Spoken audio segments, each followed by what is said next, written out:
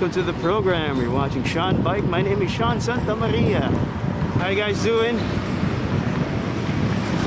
Lovely morning for a long ride. We're in Molino, Pampalakas, and we're headed to Conchu. Simple lang, 80k ride. Some flats, some climbs. It's gonna be good.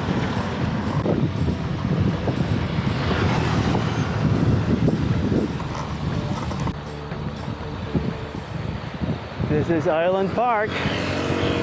Sometimes you may, sometimes you may not. And today we may. Good morning, sir. No response.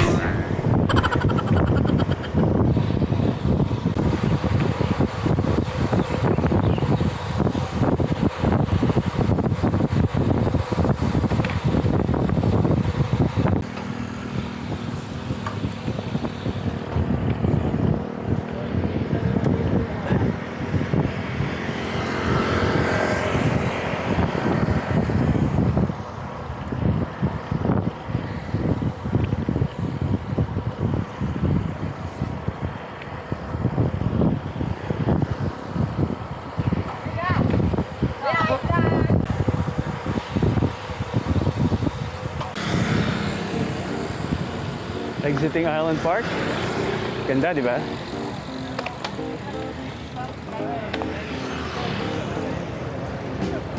This is Governor's Drive. Bababa tayo doon.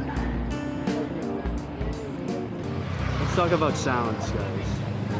Music. Nakikinig pa kayo ng music or podcasts? What kind of equipment do you use? Phone conductor ba? In-ear ba kayo? Ako, I use in-ear. Pero isa lang. I have a pair of Jabra in-ear earphones. And yung kanan lang ang gamit ko. For obvious reasons. You have to be able to hear your surroundings pa rin. Don't completely block off the noise and anything that's audible sa kalye. You have to hear it. Kaya isa lang. At kailangan low volume din. Irvin, good morning. Morning. What do you listen to? Hime-hime, Yowamushi pedal. May playlist. There's a playlist. Oh! Yeah. Tapos, may soundtrack, tapos mga Japanese songs? Yep. Of course. Wow, hindi ko alam yun, ha? So it goes without saying, fan ka din ng anime? Yes. Wow. Yeah. I should check that out. Nasa Spotify siya? Yes. Oh, see. Learned something today. Thanks, man. I also have a pair of Samsung Buds. Pero mas gusto ko yung Jabra dahil mayroon siyang parang gasket.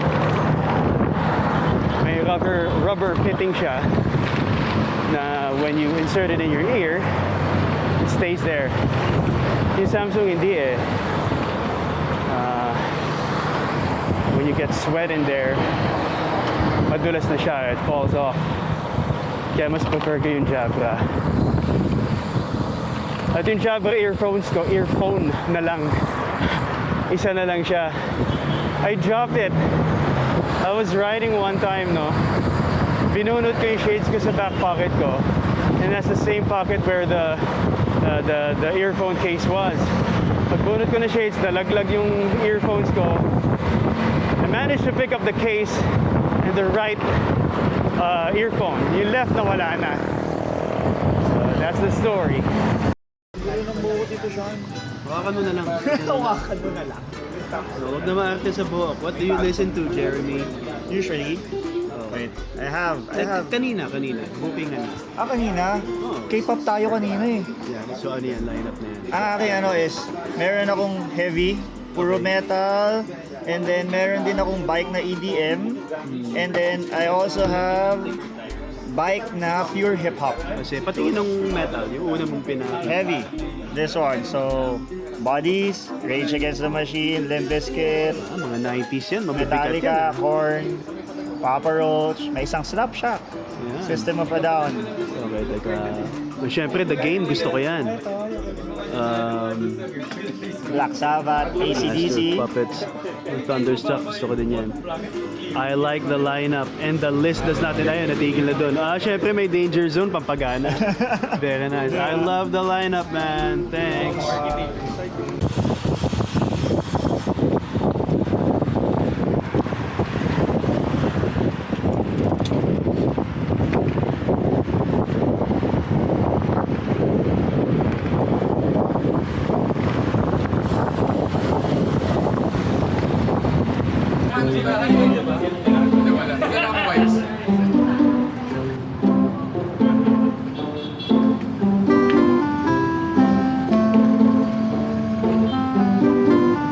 And usually, nagmi-music lang ako or podcast. Mostly podcast, no? Nag-audio lang ako kapag solo ride. When I'm with a group, like today, no need na. Kasi madalas naman dyan, may kwentuhan. And more than that, I want to be able to hear the call-outs of fellow riders then. Usually kasi I lead rides or I do sweeper duties for group rides. Importante marinig ko rin kung may tumatawag, may kailangan ng tulong or something. Ganon. So, yun ang dynamics ko when it comes to listening to whatever, music or podcasts.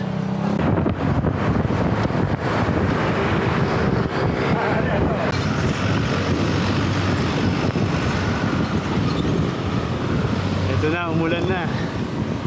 This wasn't in the forecast. But it's fine. Light drizzle don't hurt nobody. Okay to, pang balanse ng init. This feels nice actually. So I want to share with you some of the stuff that I listen to. Simulan na natin sa podcast. I'm a big consumer of podcasts. At ang streaming platform ko, the main platform is Spotify.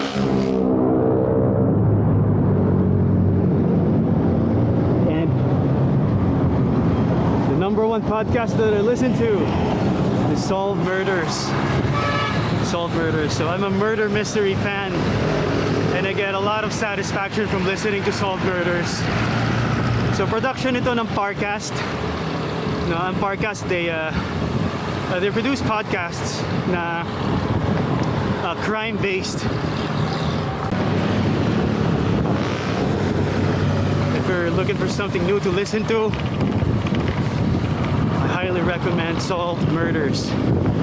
Give it a try. Thank you later.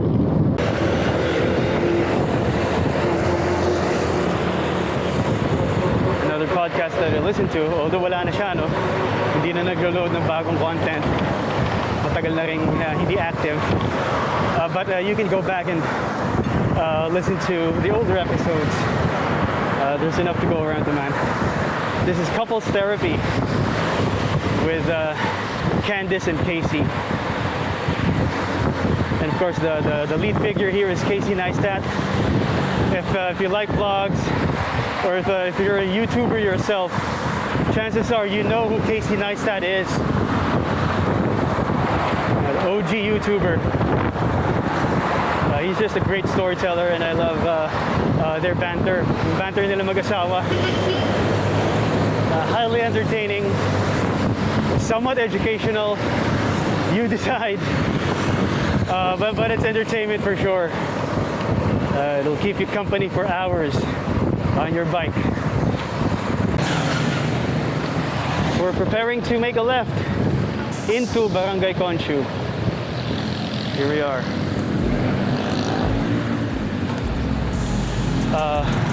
We're stopping here briefly sa kanto. Waiting for another buddy.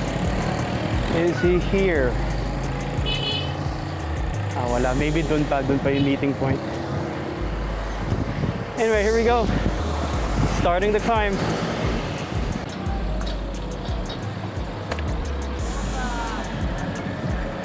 May pangalan pala to. I mean, Conchu is an actual name. Well, of course it is, pero siya to, Agapito Conchu. Interesting.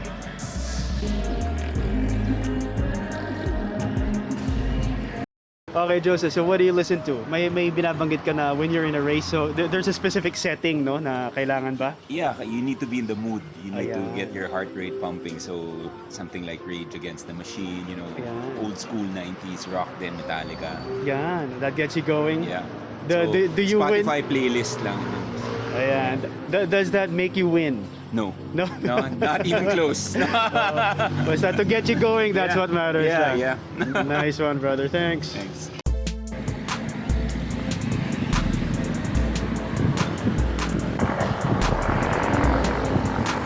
And another podcast that I listen to. I'm just gonna give you 3. I listen to several, pero ito yung pangatlo, and probably this is my most listened to podcast.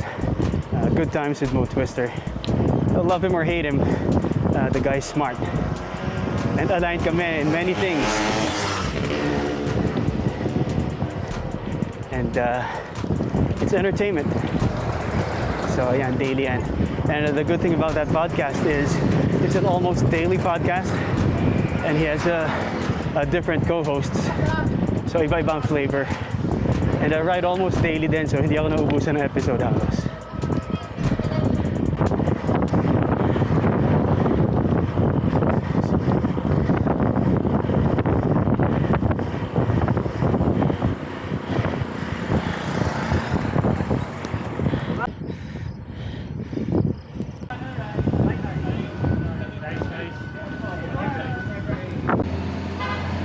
When it comes to music, I like all kinds of music.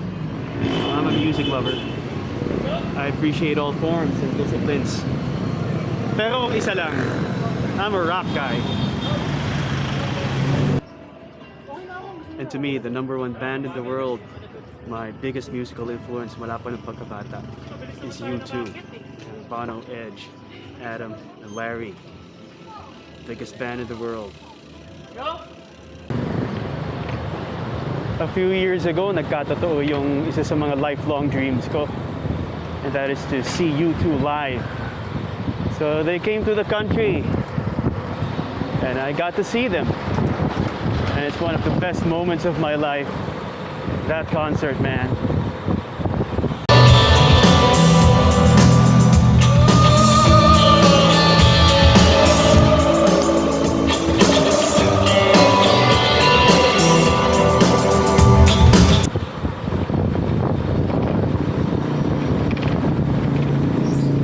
Amadeo now. Pababa ito. We're going to this cafe called Ricardo's. I haven't been there. So it's a new place that we're gonna try out. Let's see what they have.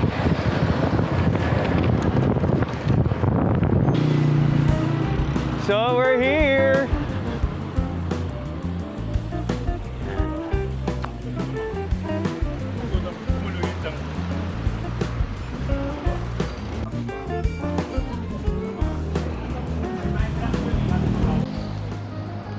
So I did say earlier that I'm a rock guy. Totoo yan. Through and through, I'm a rock person. I love guitar-driven music. I love heavy metal. Yeah, I appreciate bands like Metallica. Metallica, one of my childhood heroes. Yeah. I love their music, man. I love James Hetfield's voice. Black Album, man, one of the best albums ever released. Walang tapon dyan. I also love System of a Down. The heavy riffs, bigat ng pagsakan niya, always gets me going. I also like the not so mainstream kind of bands, no? I love 30 Seconds to Mars. Huge fan of the band. I love Jared Leto. I love their music. I have all their albums as well. It's funny I say albums, no? Kasi lahat nasa Spotify na. But, you know, this was a time when music formats were actual physical media, you know, CDs and cassette tapes. I also like I did say 30 Seconds to Mars. I also love Dashboard Confessional. Chris Carrabba, a little bit of emo punk here. Pop punk emo. Sometimes people get surprised that I love this kind of music, pero yeah, I love Dashboard Confessional. Pag naglilinis naman ng kotse or ng bike, I listen to Miles Davis. Parang default ko lang siya. Love a little bit of jazz here and there, and Miles Davis always hits the spot. When I'm traveling naman, when I'm in my car, Tom Petty palagi. I love the words, I love the melody. Maganda palagi yung messaging ni Tom Petty. OPM naman, I love a lot of OPM bands and artists, no? Pero these days, believe it or not, ang pinapakinggan ko, SB19. Hindi bagay, no? But I love these boys, man. And the medyo controversial take, I think they're the greatest Filipino music act ever. No one has been able to do what they're doing right now. SB19, they're so huge, sobrang talented. I love these boys. Actually, I listen to different genres. Para hindi siya nakakasawa. Pag ganito mga ride, anong klaseng genre ka? Usually start ako 90s para 90s. warm up. And then EDM para medyo bumabilis na yung BPM. Ganyan. Tapos, actually yung dalawang yun lang eh. Na-puncture tayo. Molino. Almost at Somo. Parang may lumalagotok sa rear wheel ko. Tak, tak, tak, tak. Yung pala, may tornilyo nang nakakabit sa goma. And the sealant was good enough to hold the air in for several kilometers until finally bumigay na nga. So we had to stop. And the hole was a little too big and a little too much to handle ng CO2 and ng plug. So we had to put an interior. So special thanks to Edwin, Joel, and Paulo for assisting me. Sila yung mga kasama ko nung na-puncture. And thanks to Robbie, the rest of the team for waiting up. To cap it off, no, yung ating main topic, which is what do you listen to? Ano ba mga favorite songs ko? That's a tough question to answer. Wala talaga akong favorite song. Diba? Kasi there's just too many, no? So walang favorite song. But for the sake of listing, if I have to put it on a record lang, no? I have 3 songs in mind.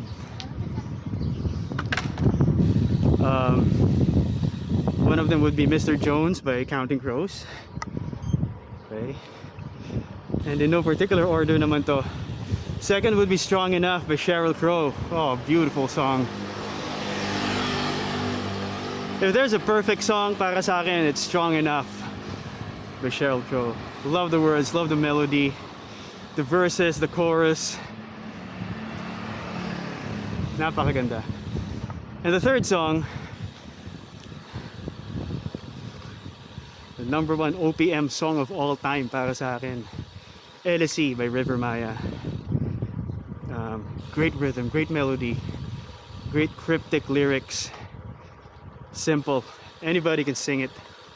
It's always a jam when we play that. So yun, those are my top songs. And to wrap up, I'll say it again, I'm a podcast guy. No, mas podcast ako eh. And when I do listen to my audio stuff, ulitin ko ulit, one earplug lang yung nakalagay because I need the other ear. Delikado, wala ka nakikinig. Maganda rin mag bone conductor kasi nasa labas lang siya. You can still hear your surroundings basta yung volume mo adequate. May bone conductor din ako but I don't use it obviously kasi naka face mask ako. Tapos naka shades pa. I don't want a lot of stuff in my ear. It's a little too busy in that area so in-ear na lang ako. And we're ending the video. Thanks for joining me. Thanks for joining the crew on this basic 80-kilometer Conchu ride. Thank you, thank you. I want to know your music preferences. I want to know your podcasts. Recommend you dyan. Your sharing is caring. End of the video. You guys always ride safe. God bless you all. I'll see you next time.